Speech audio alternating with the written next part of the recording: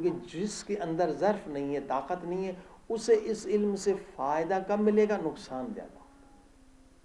جیسا آج بھی یہ علم موجود ہے مگر دینے والے بہت سخت ہیں، دیکھتے ہیں، آزماتے ہیں کہ آیا یہ انسان قابل ہے اس کے نہیں ہے، پھر یہ علم ملتا ہے۔ عزیزان گرام، یہ علم کیا ہے؟ یہ قرآن کا باطنی علم ہے، جسے قرآن نے کہا وَعْبُدْ رَبَّكَ حَتَّى يَأْتِيَكَ الْيَقِينُ۔ عبادت کا مقصد یہ ہے، بندگی کا مقصد یہ ہے، مجالس میں آنے کا مقصد، نماز کا مقصد یہ ہے۔ کیا مقصد ہے؟ کہ اے انسان تجھے یقین کی منزل مل جائے۔ جب تک انسان شک کے حالت میں ہے تبھی تک گناہ میں مبتلا رہتا ہے، شیطان کے چنبے سے نہیں نکل سکتا جب تک کہ اسے یقین نہ مل جائے۔ یقین کیا ہے؟ اب یقین کی ایک منزل یہ ہے کہ سرکار رسالت مآب صلی اللہ علیہ وسلم کے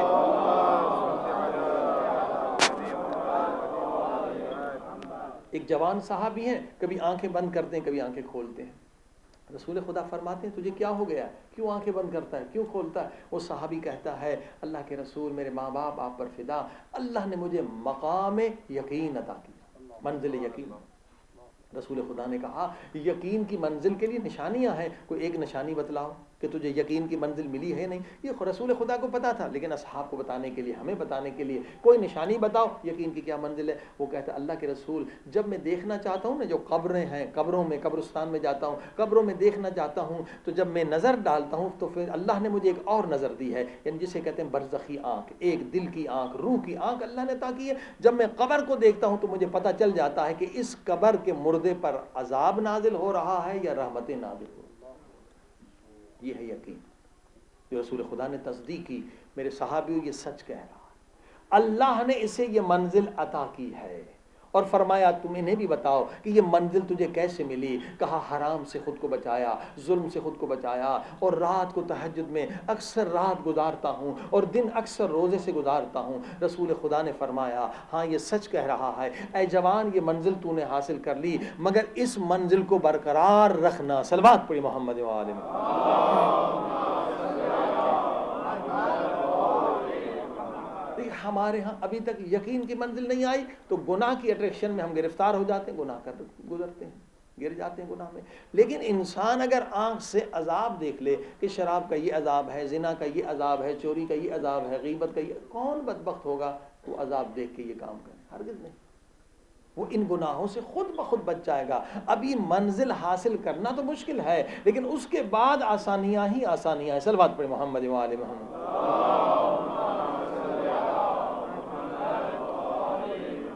اب میں نے عرض کیا کہ پہلے ابتدا ہم کہاں سے کریں کہ یہ علم ہمیں مل جائے؟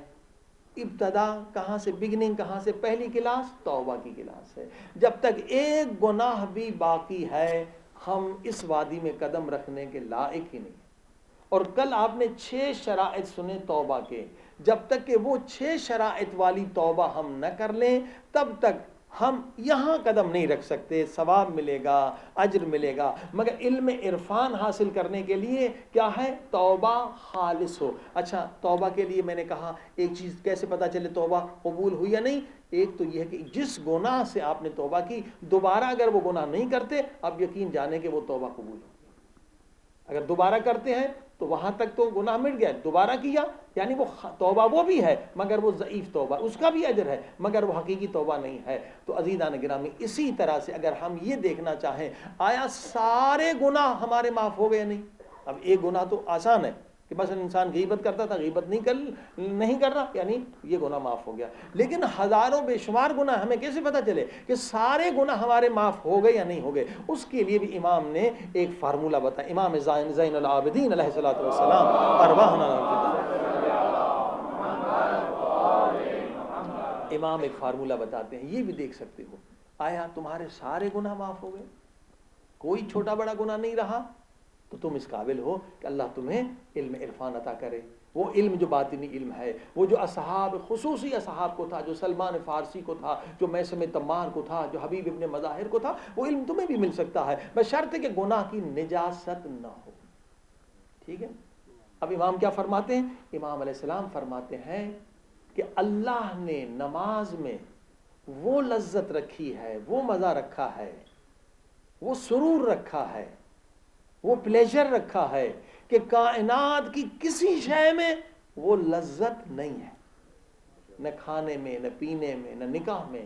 اللہ نے جو مزہ نماز میں رکھا ہے، کائنات کی کسی شے میں اللہ نے وہ مزہ نہیں رکھا، مگر اللہ نے یہ مزہ گنہگار کے لیے حرام کر دیا۔ یعنی اگر ہمیں نماز میں مزہ نہیں مل رہا اور مرغی کھانے میں مزہ زیادہ مل رہا ہے تو یقیناً گناہ کی لذت موجود ہے۔ سلوات پڑھی محمد وعلی۔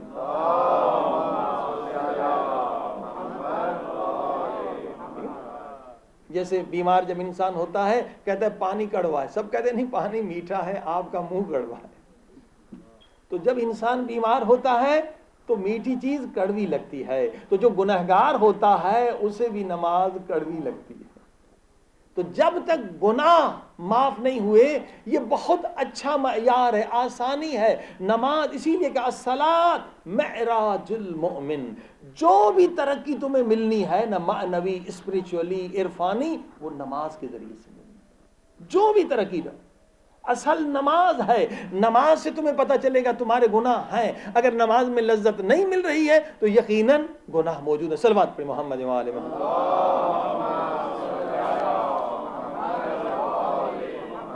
عزیزو، کل آپ نے آیت اللہ اصفہانی کا ذکر سنا کہ وہ اس منزل کے عارف تھے کہ مکان اور زمان کی قید سے بھی آزاد تھے، یعنی ٹائم اور اسپیس کے قید سے بھی آزاد تھے۔ وہ واقعہ وہ سنا کہ 15 منٹ میں وہ ساری زیارتیں 14 معصومین کی وہ کر کے گزر کے آ گئے، یعنی زمان، ٹائم، اسپیس کی قید سے آزاد تھے۔ اس منزل پر بھی انسان پہنچ سکتا ہے، لیکن جو انسان ابھی گناہ کے زندان میں ہی بند ہے، جو شیطان کا قیدی ہے، تو وہ زمان اور مکان کے قید سے کیسے آزاد ہو سکتا ہے؟ صلوات پڑھی محمد وعلی۔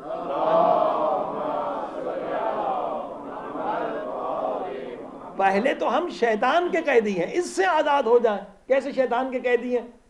مولا علی علیہ السلام نے فرمایا نماز تہجد پڑھو۔ ایک مومن کھڑا ہو گیا، مولا ہر رات سوچتا ہوں کہ نماز تہجد پڑھوں گا لیکن نماز قضا ہو جاتی ہے، کیا کروں؟ مولا نے کہا یہ ایسی بات نہیں ہے۔ مولا نے فرمایا جو دن کو تو گناہ کرتا ہے، غیبت، جھوٹ، فریب، یہ جو اذیت تکلیف کسی کو دیتا ہے، دن کو جو تو گناہ کرتا ہے، یہ تیرے گناہ تیرے ہاتھوں میں ہتھکڑیاں، پاؤں میں بھیڑیاں، گردن میں توق بن جاتا ہے۔ تو شیطان کا قیدی ہے، تجھے شیطان اٹھنے نہیں دیتا۔ اب آپ نے دیکھا کہ جب تک ہم شیطان کی قید سے آزاد نہیں ہوئے تو ٹائم اور اسپیس کی قید سے آزاد ہونا تو انبیاء اور اولیاء کا کام ہے۔ صلوات پڑھی محمد وعلی محمد۔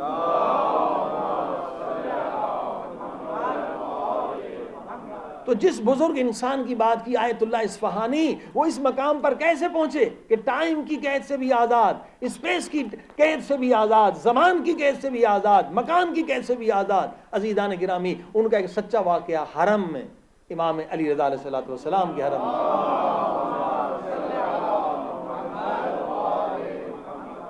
حرم کا ایک خادم جو ہے وہ نقل کرتا ہے یہ روایت، واقعہ اسی صدی کے عالم ہے۔ کہتے ہیں کہ سخت سردی کی رات تھی اور برف باری بھی ہو رہی تھی۔ آیت اللہ اصفہانی چھت پہ اوپر روزے کے امام کے نماز تہجد پڑھ رہے تھے، تو میں نے دیکھا کہ رکوع کی حالت میں ہے، رکوع میں ہے، تو میں نے کہا قبلہ میں نے چائے بھی بنا لی ہے، نیچے آگ بھی جلا لی، آپ نماز پڑھ کے تھوڑا سا آرام بھی کر لیں، چائے بھی پی لیں۔ میں آ کے سو گیا۔ وہ جب گیا تھا اس وقت شاید 12:30 کا ٹائم تھا، 1 کا۔ اب وہ اذان فجر سے پہلے میں تھوڑی دیر اٹھ گیا، میں نے دیکھا کہ ابھی آغا صاحب نہیں آئے، نہ چائے بھی اسی طرح سے پڑی ہے، سب کچھ۔ میں پھر اوپر گیا، میں نے دیکھا سخت برف باری ہو رہی ہے، سخت برف باری، اور میں نے دیکھا ابھی تک آیت اللہ اصفہانی رکوع کی حالت میں ہے، اور تقریباً 6 انچ یا 5 انچ جو برف ہے ان کے پیٹھ پر پڑ گئی۔ اب آپ نے دیکھا، یہ ہے نماز عشق۔ ہمیں اگر چونٹی بھی کاٹ دے تو ہم نماز کو چھوڑ دیتے ہیں یا توجہ کو ہٹا دیتے ہیں۔ یعنی برف جو ہے کئی انچ وہ کمر پہ آ چکی ہے، ابھی تک رکوع میں ہے۔ یہ کون سا رکوع ہے؟ یہ وہ ان اصحاب کا رکوع ہے، ان اللہ کے نیک بندوں کا رکوع ہے۔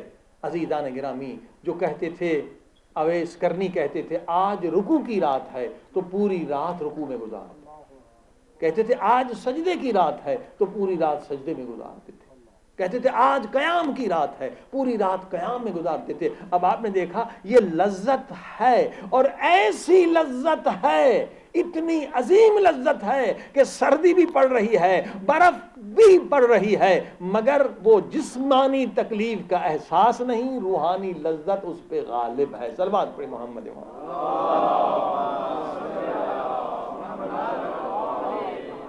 عزیز سنو، اصحاب کو ہم مانتے ہیں، یہ تہمت ہے، جھوٹ ہے کہ اصحاب کو نہیں مانتے۔ نبی کے ایسے ایسے صحابی تھے۔ ایک جنگ میں ایک صحابی کا واقعہ ہماری کتابوں میں موجود ہے، اہل سنت کی کتابوں میں موجود ہے۔ ایک صحابی نماز تہجد پڑھ رہا تھا، تو اس طرح سے وہ کھڑا تھا، کئی دیر سے کھڑا تھا، سامنے جو دشمن تھے، کون تھے؟ کافر تھے۔ انہوں نے دیکھا یہ آدمی کھڑا ہے، یہ درخت ہے، ہل ہی نہیں رہا۔ رات کو انہوں نے حملہ کرنا تھا مسلمان فوج پر، کہ انسان ہوتا تو ہلتا۔ وہ کوئی بڑی سورہ پڑھ رہے تھے نماز تہجد میں، تو ایک نے کہا بھی ایسا نہیں کہ آدمی ہم حملہ کریں تو ہماری ساری سازش جو ہے وہ پتہ چل جائے گا، اگر ایک بھی بندہ ہے تو کہ یوں کرتے ایک تیر لگا کے دیکھتے ہیں، بندہ ہے تو ظاہر گر جائے گا، چیخے گا۔ تو ایک ادھر سے کافر نے تیر مارا، تو تیر آ کے پاؤں میں لگا، مگر ہلے بھی نہیں۔ ٹھیک، اب بھی ان میں سے ایک نے کہا بھائی پھر بھی یقین کر لو، کیونکہ ایسا درخت نہیں ہے، دور سے تو انسان ہی نظر آ رہا ہے۔ کہا چلو دوسرا تیر لگا دو، دوسرا تیر لگا کہ دوسرے پاؤں میں، مگر پھر بھی ہلے نہیں، نماز میں مشغول رہے، خون بہنے لگا۔ اب یہ صحابی اس وقت جو قرائت کر رہے تھے سورہ، اس میں اتنی لذت مل رہی تھی، اتنی لذت مل رہی تھی کہ نہیں چاہتے تھے کہ نماز کو اس سورہ کو قطع کریں، مگر پھر سوچا اگر میں اس لذت میں مشغول رہا تو میری وجہ سے مسلمان مارے جائیں گے۔ فوراً نماز کو ختم کیا اور دوسرے مسلمانوں کو بیدار کیا۔ اب آپ نے دیکھا ایسے اصحاب کرام کا بھی مقام ہے، ایسے صحابی بھی ہیں کہ نماز میں کھڑے ہیں، تیر لگ رہا ہے اور پتہ نہیں ہے، اور سورہ جمعہ پڑھ کر دیکھیں۔ ایسے صحابی بھی تھے کہ رسول خدا نماز پڑھاتے تھے، کوئی کچھ بیپاری لوگ آ جاتے تھے، کوئی قافلہ آتا تھا خرید و فروخت کا، وہ آوازیں سنتے تھے، ترکوک قائما، رسول خدا کی نماز میں رسول کو چھوڑ کے بھاگ جاتے تھے۔ یہ قرآن ہے، سورہ جمعہ ہے، ترکو کا قائم ہے۔ تو ہم یہ کہتے ہیں کہ سارے اصحاب برابر نہیں ہیں، یہ قرآن کی آیت ہے، سورہ جمعہ کی آیت ہے کہ رسول خدا نماز پڑھا رہے ہیں، ادھر سے کچھ بیپاری آ گئے، کچھ خرید و فروخت کی بات ہو گئی، ترکو کا قائمن، تجھے تنہا چھوڑ کے چلے جاتے ہیں، تجھے چھوڑ کے چلے جاتے ہیں۔ اور کچھ اصحاب ایسے ہیں کہ نماز پڑھ رہے ہیں، تیر لگ رہا ہے مگر پتہ نہیں چل رہا۔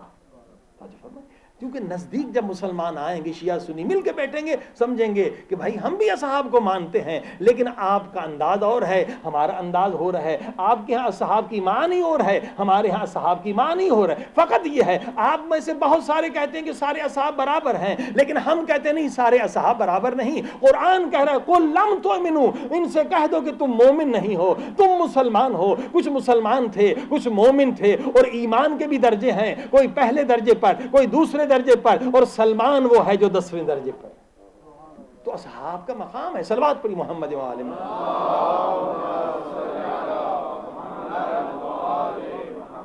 عزیزان کی نماز ہی کے ذریعے سے انسان کو معنوی مقام ملتا ہے، ترقی ملتی ہے۔ نماز میں جو لذت ہمیں نہیں مل رہی، یا تو گناہ وجہ ہے، یا کوئی بری عادت، مثلا تکبر ہے، عجب ہے، اس طرح کی کوئی نہ کوئی بری صفت ہے، حیوانی صفت بھی ہو سکتی ہے، بغض ہے، عداوت ہے، کوئی نہ کوئی خرابی ہے، خامی ہے۔ اسی لیے مولا فرماتے ہیں اگر تمہارے اندر خامی نہ ہوتی تو تم نماز کی لذت کو حاصل کرتے۔ نماز ہی تو معراج ہے، نماز ہی سے تو بلند درجے ہوتے ہیں۔ دیکھیے یہ سچا واقعہ ہے، حضرت مقدس اردبیلی۔ مقدس اردبیلی کون سے عالم ہیں؟ یہ وہ عالم دین ہیں، یہ وہ مجتہد ہیں، یہ وہ آیت اللہ عظمیٰ ہیں کہ جب آدھی رات کو جا کے مولا علی کے روزے پر جا کے کہتے السلام علیک یا امیر المؤمنین، تو دروازے کھل جاتے ہیں اور زری سے آواز آتی ہے وعلیک السلام، اے میرے بیٹے تجھ پر سلام۔ ان کی کرامات مشہور ہیں، کئی مرتبہ امام زمانہ کی خدمت میں پہنچے۔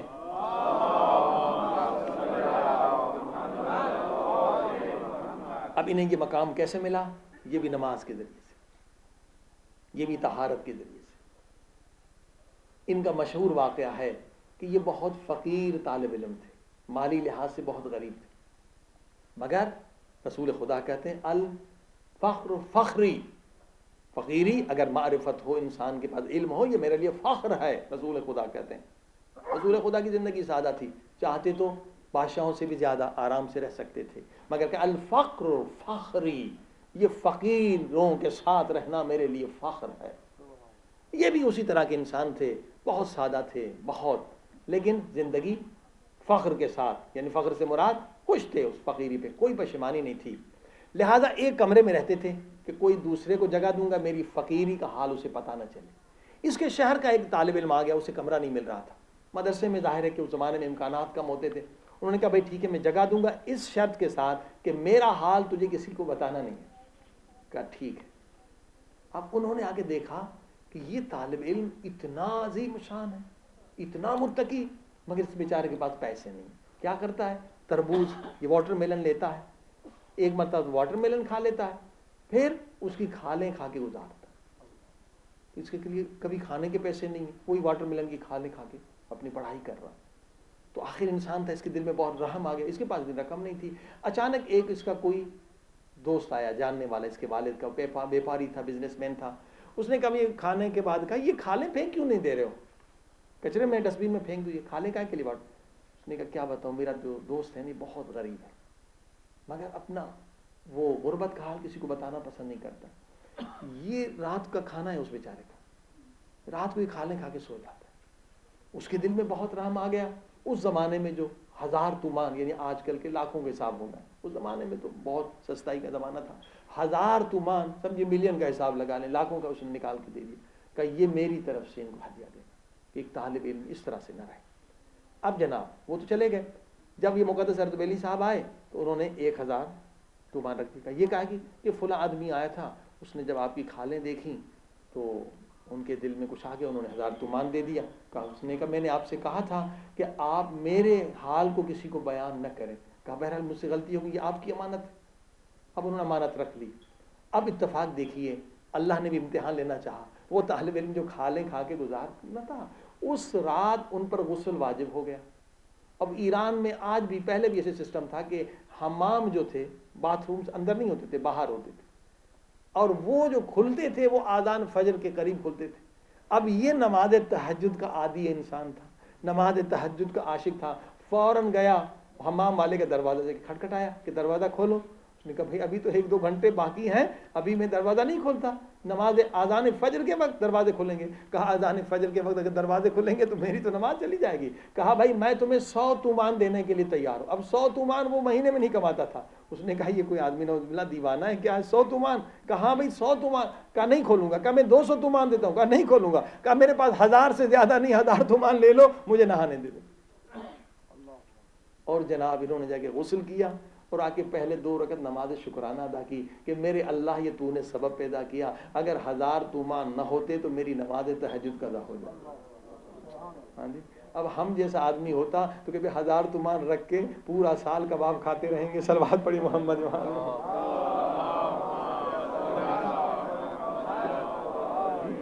کیونکہ ہمیں کباب کی لذت کا پتہ ہے، نماز تہجد کی لذت کا پتہ ہے۔ ہماری نماز اٹھک بیٹھک کا نام ہے عزیز، وجہ کہ یہ گناہ رکاوٹ ہے، یہ بری عادتیں رکاوٹ ہے، بری خامیاں ہماری، یہ خطائیں ہماری، یا رزق حرام یہ رکاوٹ ہے۔ ورنہ امام فرماتے اللہ نے جو مزہ نماز میں رکھا ہے وہ کائنات کی کسی شے میں نہیں رکھا۔ اے انسان اگر تیرے پاس معرفت کا نور آ جائے اور تو خود کو صاف کر لے چھوٹے بڑے گناہوں سے، تب تجھے پتہ چلے گا کہ نماز کیا ہے۔ صلوات پڑھ محمد وعلیہ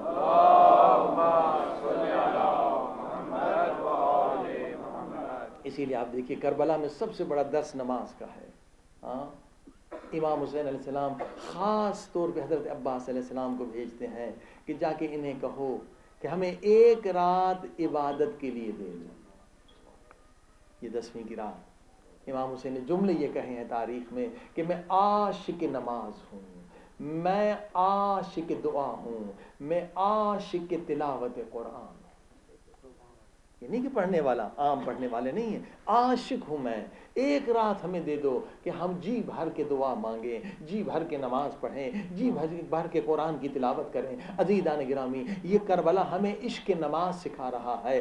اللہ اکبر، زخموں سے چور چور ہے امام حسین علیہ السلام، اتنے زخم ہیں، اتنے زخم ہیں کہ ایک زخم کے اوپر دوسرا زخم ہے، مگر پھر بھی آپ دیکھ رہے ہیں کہ نماز ادا کر رہے ہیں۔ آخری حسین کی نماز، اس سجدے پر انبیاء کو فخر ہے، اس سجدے پر فرشتوں کو فخر ہے، اور کربلا اصل نماز ہے، اللہ اللہ۔ اور اس کے بعد بی بی زینب کی نماز دیکھ لیں کہ جلتے ہوئے خیموں کی خاک پر زینب نے تہجد کو ادا کیا۔ عشق نماز، عشق خدا، اللہ اکبر۔ ہم جو نماز کی لذت سے محروم ہیں، یہ دنیا کی محبت، یہ فانی چیزوں کی محبت، یہ گناہ کی لذت کی محبت، اس کی وجہ سے ہم برباد ہیں۔ ورنہ نماز سے بڑھ کر کوئی لذت بھی ہو سکتی ہے کہ کائنات کے خالق اور مالک سے آپ بات کر رہے ہیں، اور کائنات کا خالق و مالک آپ سے بات کر رہا ہے۔ اللہ اکبر۔ عزیزان گرامی، اسی تجلی کے لیے، اسی کلام کے لیے حضرت موسیٰ علیہ السلام کو حتور پر گئے، 40 دن پانی کے سوا کچھ بھی نہیں کھایا، کچھ بھی نہیں، صرف پانی پیتے رہے تاکہ میں کلام خدا کو سن سکوں۔ اور جب وہ لذت ملی، نہ ضعف تھا، نہ پریشانی تھی، کچھ بھی نہیں، نہ کمزوری تھی۔ یہ وہ لذتیں ہیں جو خدا اپنے خاص محبوب بندوں کو دیتا ہے۔ صلوات پڑھ محمد وآلہ۔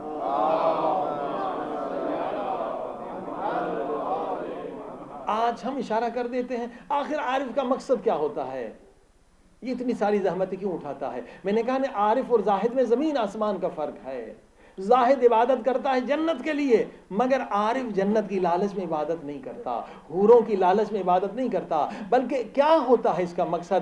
عارف تجلی اسماء خدا چاہتا ہے، یہ عارف کا مقصد ہوتا ہے، تجلی اسماء پروردگار۔ انشاءاللہ آئندہ مجالس میں تجلی کو سنیں گے کہ اس تجلی کیا ہے۔ آج اس تجلی کا صرف ایک اشارہ سن لیں کہ تجلی کیا ہے، کہ اللہ کے ایک اسم میں خالق سے تجلی ہوئی تو یہ پوری کائنات وجود میں آ گئی۔ اب آپ تجلی کو سمجھیں، تجلی کتنی عظیم شے ہے۔ اللہ کے ایک اسم خالق کی تجلی سے سورج بھی بنا ہے، چاند بھی بنا ہے، زمین بھی بنی ہے، آسمان بھی بنے ہیں۔ یہ ساری نعمتیں جو دیکھ رہے ہیں، یہ اللہ کے ایک اسم کی تجلی ہے، اور وہ عارف نہیں معلوم اللہ کے کتنے اسما کی، کتنی تجلیوں کے نور کو حاصل کرتا ہے۔ صلوات پڑھ محمد وآلہ۔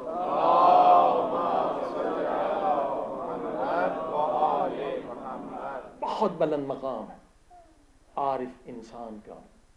عزیزان گرامی، آئیے دعا کریں کہ اس دریائے علم و عرفان سے چند قطرے خدا ہمیں بھی نصیب کر۔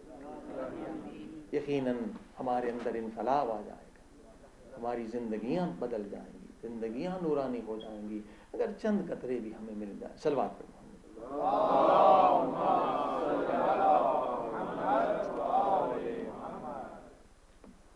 اللہم صل علی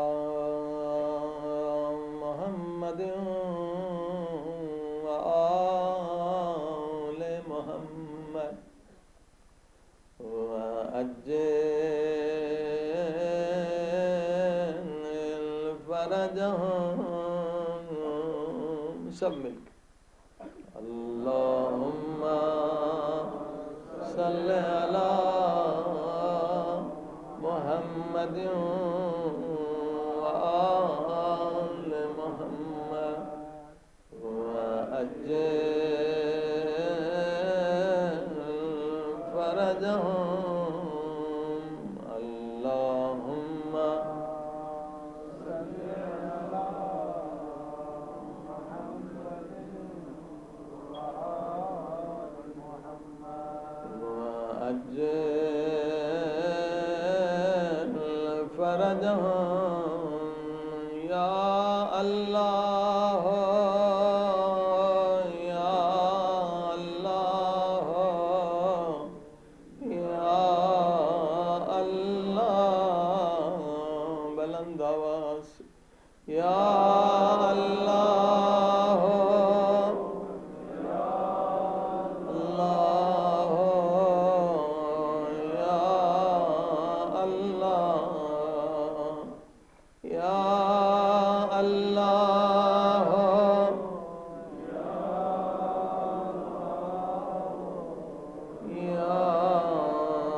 اللہ ویدعونی الی قلۃ الحیا. معصوم فرماتے ہیں جب بھی دعا مانگو اپنے گزشتہ گناہوں کو یاد کرو اور اللہ کی نعمتوں کو یاد کرو. او میرے اللہ اگر میں باحیا ہوتا تیری دربار میں گناہ نہ کرتا. تو دیکھ رہا تھا میں گناہ کر رہا تھا. میں تیرا بے حیا بندہ ہوں. میں تیرا نمک ناشناس بندہ ہوں. مگر میرے اللہ آج تیرے در پہ معافی مانگنے آئے. یا حلیم یا کریم یا حی یا قیوم یا غافر الذنب یا قابل التوب. اے خدا تو گناہوں کو بخشنے والا بھی ہے, تو توبہ کو قبول کرنے والا بھی ہے. یا عظیم المن تو عظیم احسان کرنے والا ہے. یا قدیم الاحسان تو نے ماں کے پیٹ سے لے کر آج تک مجھ پہ احسان کیے ہیں. کیوں آیا ہوں کیا مانگنے؟ N سترک الجمیل N عفوک الجلیل. کہاں ہے تیری معافی کا دروازہ؟ این غیاث الزری این رحمتک الواسعہ. میں نے سنا ہے تیری رحمت ہر چیز سے بڑی ہے. این عطایاک الفاضلہ تیری عطا بڑی عظیم ہے. این فضلک العظیم تیرا فضل بڑا عظیم ہے. آج ہم پہ فضل کر دے. سب مل کے کہیں این کرمک یا کریم. سب مل کے این کرمک یا کریم این کرمک. او میرے اللہ تیرا کرم کہاں ہے؟ تیرے کرم کی خیرات لینے کے لیے آئے. قیامت کے دن گنہگار کو حکم ملے گا تو جہنمی ہے. فرشتے عذاب آ کے پکڑیں گے.